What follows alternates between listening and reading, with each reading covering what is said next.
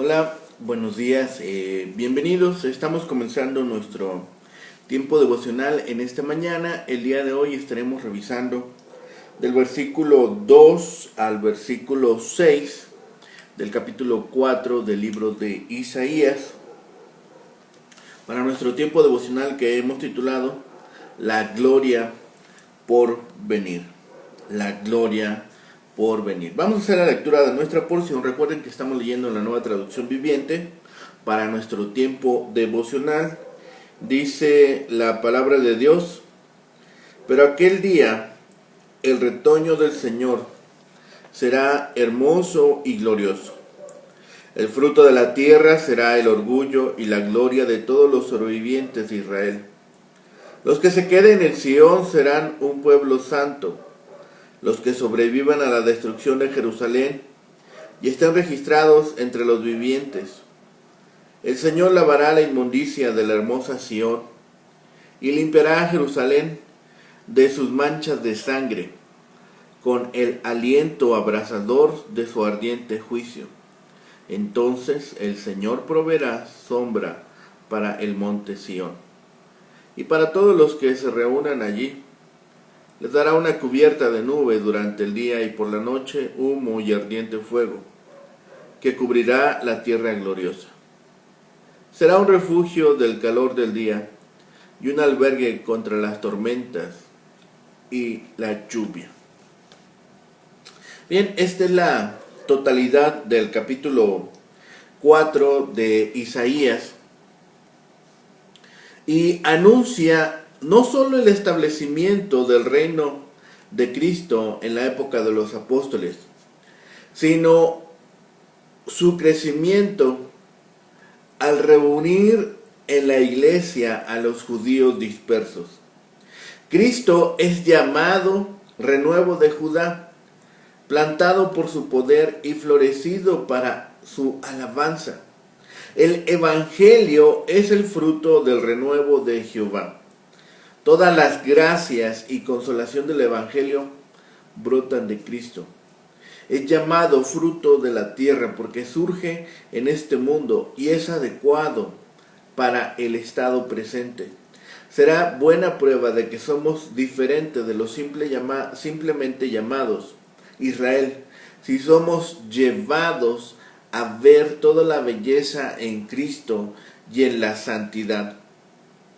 Como tipo de ese bendito día, Jerusalén debe florecer de nuevo como el renuevo y será bendecida con el fruto de la tierra.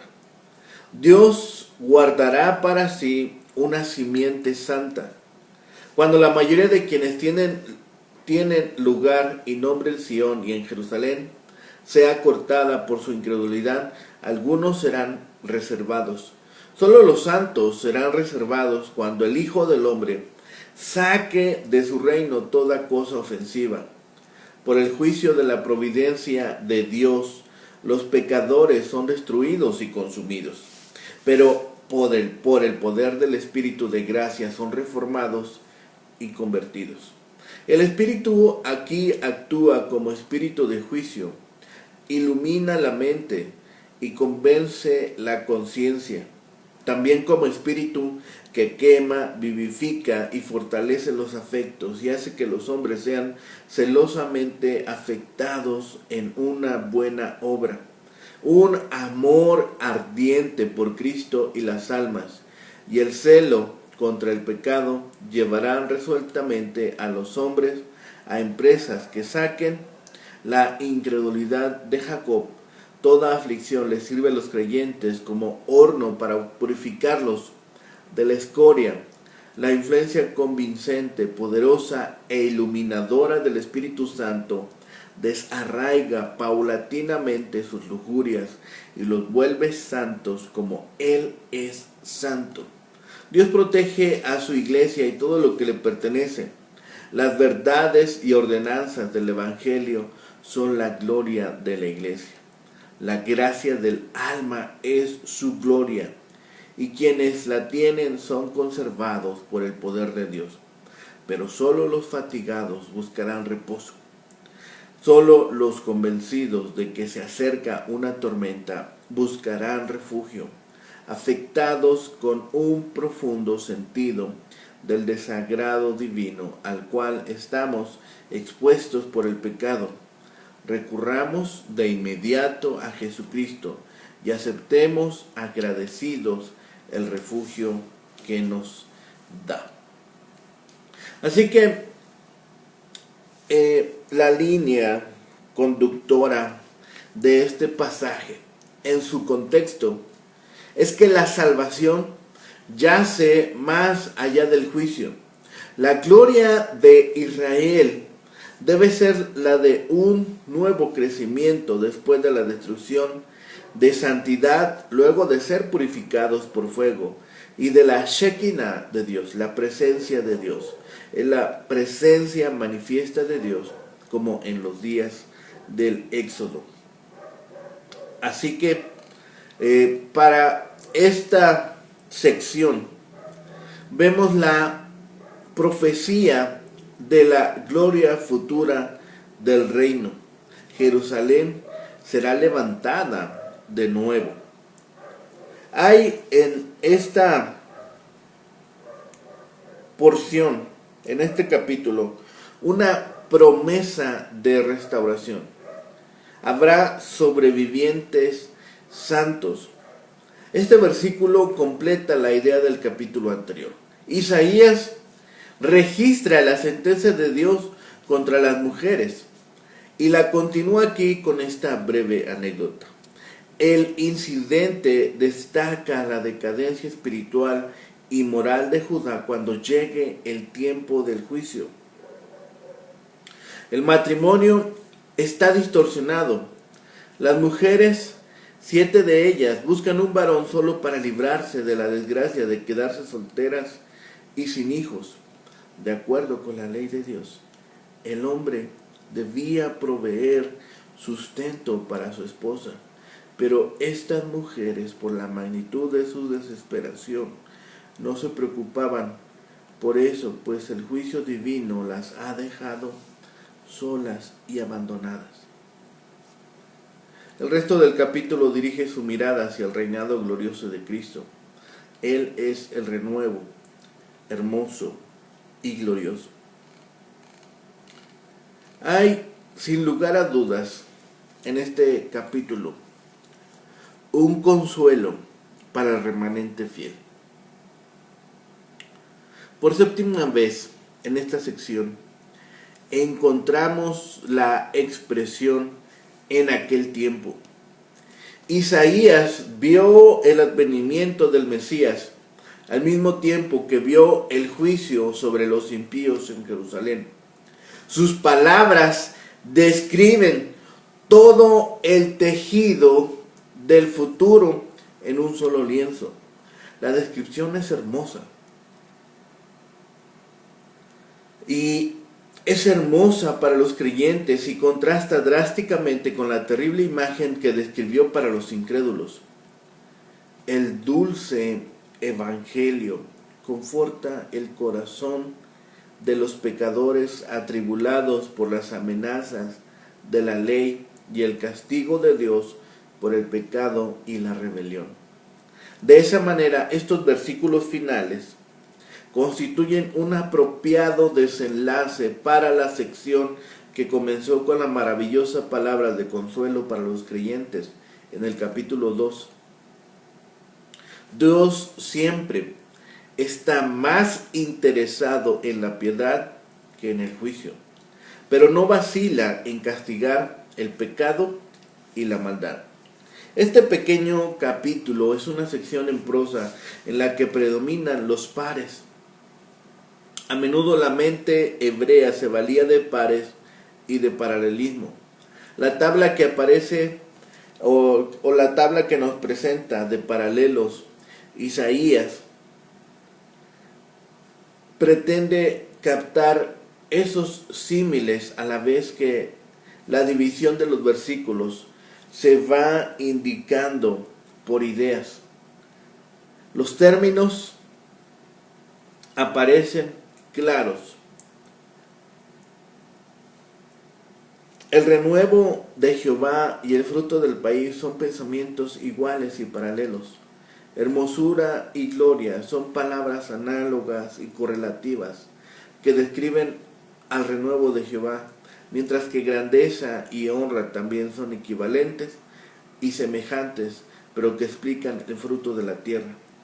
En cada versículo, la atención se desplaza hacia el remanente, los fieles de Dios, y lo que Él haría por medio del Mesías venidero. Mirando así este capítulo, resulta interesante desde la perspectiva del estilo, que aunque hay algo más que meramente estilo en esta sección, el renuevo de Jehová apunta hacia la llegada del Mesías, quien como rama tierna crecerá de la raíz de David.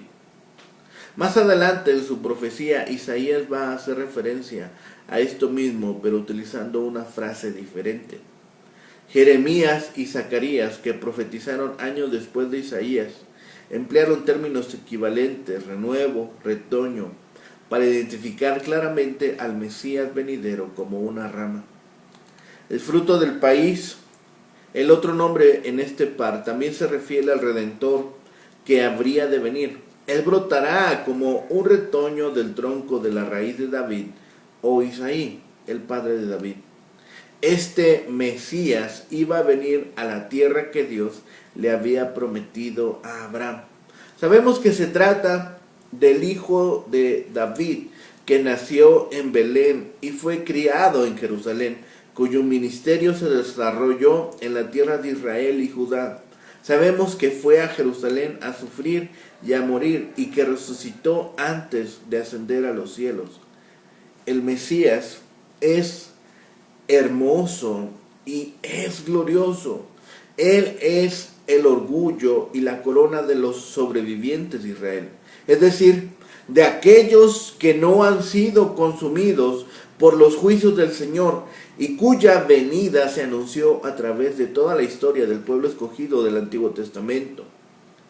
Después de entregar Isaías la promesa del Salvador venidero, se concentró en el tema de los creyentes en medio del castigo de Dios. Tras el juicio quedarán sobrevivientes que serán el pueblo espiritual de Dios, su Judá y Jerusalén verdaderas. Sus nombres están registrados entre los vivientes, y el que quede en ella será llamado santo. Estos son los juicios escogidos de Dios. Los creyentes son declarados justos y santos por la obra del Mesías y justificados por la gracia de Dios para recibir la vida eterna. La razón es clara. Jehová ha lavado sus impurezas y sus pecados por la causa de Dios en Cristo Jesús.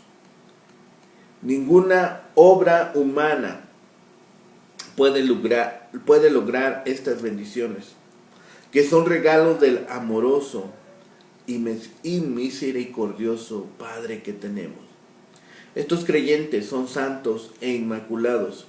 Su Creador los ha apartado para Él. Estas palabras nos indican que Dios mismo nos ha reclamado como pueblo suyo. Uno de los rasgos culminantes del futuro que vio Isaías fue la aparición final del Mesías en el día del juicio. Entonces, después del juicio final, cuando los impíos sean juzgados, Dios llevará a los creyentes que han quedado para que vivan eternamente en la nueva Jerusalén. Los incrédulos serán echados de la presencia del Señor y serán lanzados al infierno, donde será el lloro y crujir de dientes por la eternidad. En cambio, los fieles tendrán todas las seguridades del amor y el cuidado misericordioso de Dios, que los guiará de día y noche, los resguardará y les dará refugio contra todo peligro. Pero Isaías vio otro juicio, o una serie de juicios, en un futuro más inmediato. Dios le permitió ver la invasión de Babilonia, que llevó a algunos de los castigos que se registran en los capítulos anteriores. De ese juicio también iba a quedar un remanente que iba a regresar finalmente a Jerusalén. Por medio del castigo que envió bajo la forma de esa invasión, Dios refinó a su pueblo, haciendo arder la escoria, es decir, algunos de los hombres y mujeres malvados que rodeaban a sus creyentes en Judá. Estos últimos iban a experimentar también algunas de las dificultades propias del cautiverio, pero eso les serviría para concentrarse más en las promesas del Mesías venidero. Dios no abandonó ni iba a abandonar a sus hijos. Cuando Isaías escribió, y sobre todo la gloria del Señor como un dosel, el profeta evocaba imágenes de la gloria del Señor que había protegido a Israel durante el éxodo y la peregrinación por el desierto. En medio de este juicio, Dios guió a los creyentes, aquellos cuyos nombres están escritos entre los vivientes. Así como actuó en el desierto, el Todopoderoso promete aquí también que los va a guiar día y noche y los va a resguardar de las tormentas de la vida. Cuando Cristo vino, comenzó la nueva era. En tanto que Isaías todavía se refiere a la iglesia como Judá y Jerusalén, ahora incluye a los creyentes de todas las naciones del mundo que han oído el Evangelio y con fe en Cristo acuden al templo del Señor. Esta asamblea de fieles, por quienes Dios sigue ocupando de manera especial, de manera especial, existe entre las naciones de todo el mundo. Ellos son la iglesia de Dios, como lo fueron los fieles del Antiguo Testamento, porque Él los declaró santos y justos y ha recibido del Señor el don gratuito de la vida. Todos se regocijan en la promesa que escribe aquí en Isaías. El Señor los ha lavado, los ha purificado, ya ha escrito sus nombres en la nueva Jerusalén celestial. Pero en esta tierra, la iglesia de Dios sigue siendo asediada por diarios afanes, por diarias fatigas. De vez en cuando Él permite los problemas y las catástrofes en el mundo. A veces la iglesia visible es perseguida o la sobrecogen otras dificultades. Mientras estén en el mundo, es frecuente que los creyentes sientan el impacto de las tribulaciones con la que Dios aflige a los impíos. Pero Él promete no solo que va a estar con sus fieles durante esas tormentas, sino que siempre los va a guiar y a cuidar. Así que de esta manera podemos leer y releer las promesas de Isaías y encontrar en ellas abundante consuelo.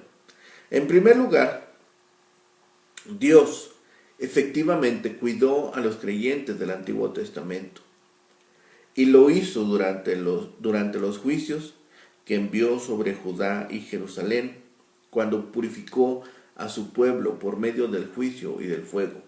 En segundo lugar, Dios envió al Salvador, quien después ascendió a los cielos y guió y guardó a sus fieles a través de la historia, pese a los problemas que experimentaron el mundo y la iglesia visible. Este proceso de refinamiento continuará sucediendo hasta el juicio final. En tercer lugar, cuando Cristo regrese, todos los incrédulos serán quitados como escoria y quedarán solo los creyentes como sobrevivientes que heredarán la vida eterna. Es esta purificación y gloria de Sión que se hace evidente. Es otra dimensión la que Isaías nos ha comunicado aquí de el día de Jehová. Aquella dimensión que hace eco en las expectativas del pueblo.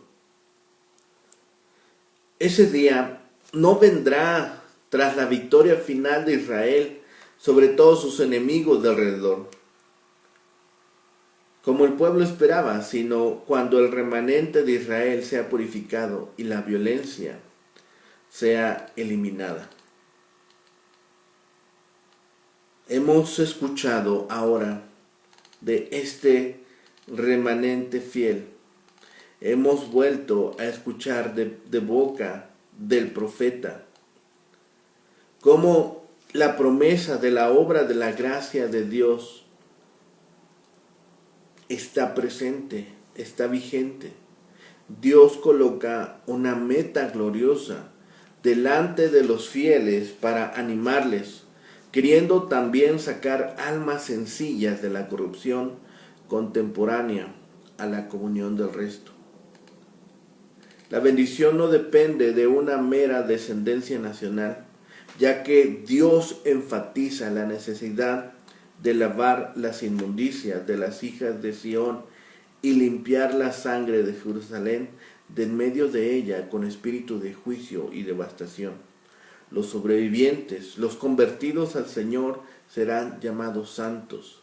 Se trata del nuevo principio del testimonio de Israel por medio del resto fiel, después de los juicios purificadores que tantas veces se predicen. Y estos versículos prometen una renovada manifestación de la nube que cubría el tabernáculo en el desierto, una clara indicación de la presencia del Señor y también una protección contra el calor excesivo de Sinaí. No podemos saber exactamente de qué forma cumplirá las funciones mencionadas. En el versículo 6 dice, será un refugio del calor del día y un albergue contra las tormentas y la lluvia. Todo esto se relaciona con la protección y bendición de una ciudad restaurada, llamada Jehová Sama, porque Dios manifiesta su presencia en medio de ella. El contraste con los juicios descritos anteriormente es absoluto e ilustra la alternación de las profecías de juicio y de bendición que hemos notado en capítulos anteriores. Y así esta sección se vuelve no solamente una profecía, sino se vuelve una promesa para nosotros hoy en día. El renuevo de Jehová, este término en Isaías y en otros profetas, alude a la venida del Mesías. Solamente cuando Él reine serán limpiados todos los pueblos, de que habla el capítulo 3. Hay una restauración de la imagen divina en el ser humano, es decir, su naturaleza divina y los lazos de hermandad con el resto de la humanidad. Todo el concepto del Espíritu Santo y la restauración se desarrolla en estos versículos. Estos versículos también describen cómo prevaleció en los días de la peregrinación de Israel por el desierto la protección, la guía y las glorias divinas. Aquellas condiciones se conmemoran cada año en la fiesta de tabernáculos, aún hoy. Esas condiciones serán recreadas y extraordinariamente engrandecidas por el Mesías. El renuevo de Jehová, como hemos dicho, se refiere al Mesías. En medio de la tribulación predicha por Isaías, algunas personas recibirán la protección de la misericordia amorosa de Dios. Los protegidos serán el pueblo de Dios cuando el Mesías gobierne la tierra. Se distinguirán por su santidad, no por su riqueza ni por su prestigio. Esa santidad será el resultado de un deseo sincero de obedecer a Dios y de una profunda devoción a Él. La maldad no siempre continuará como está ahora. Dios le pondrá fin y sus seguidores fieles disfrutarán de su reino glorioso. Así que esforcémonos hoy por ser obedientes. Impulsemos nuestro corazón y nuestra alma a una devoción completa a Dios. Busquemos todos los días su rostro. Estemos dispuestos a obedecer en lo pequeño y en lo grande, para que seamos contados entre el remanente fiel. Tenemos una hermosa promesa de restauración. Tenemos una hermosa promesa que debe alimentar nuestro corazón, que debe alimentar nuestra mente, que nos debe llenar de consuelo y fortaleza para los días malos. Recordemos que aún la tribulación servirá para que seamos refinados, para que la maldad salga en ese momento y podamos ser encontrados puros, santos y fieles. Oremos a Dios, clamemos a Él por fortaleza, clamemos a Él para tener ese ánimo suficiente para pasar por este proceso y encontrarnos frente a frente con nuestro Padre y Señor. Oremos cada día y estemos dispuestos a lo necesario. Oremos juntos. Bendito Padre y Señor, gracias te damos por este día, Señor, que nos has permitido despertar. Gracias por tu provisión del descanso. Gracias por tu amorosa mano que nos ha cobijado y nos ha protegido. Padre bendito, gracias por todo ello. Pedimos ahora, Señor, que nos permita seguir trabajando en nuestra profesión de fe, en nuestra confianza y en nuestra fidelidad hacia ti. Permítenos de tu fortaleza, permítenos de tu amor y permítenos de tu gracia, Señor, para seguir creciendo hasta la estatura del varón perfecto, para ser contados entre el remanente fiel, para ser hallados aceptos delante de ti. Gracias, Padre, por todo lo que has obrado a favor nuestro a través de nuestro Señor Jesucristo. Gracias, Padre, porque un día tu amor nos siguió atrayendo con esas cuerdas de amor. Y gracias, Señor, porque sigues obrando en nuestras vidas y tu mano es visible a nosotros. Permítenos así también ser fieles oidores y hacedores de tu palabra. Gracias, Padre, por todas estas bendiciones. Todo lo rogamos y clamamos a ti por los méritos suficientes de Cristo, Señor y Salvador nuestro. Amén. Que tengan un excelente día. Que el Señor les bendiga.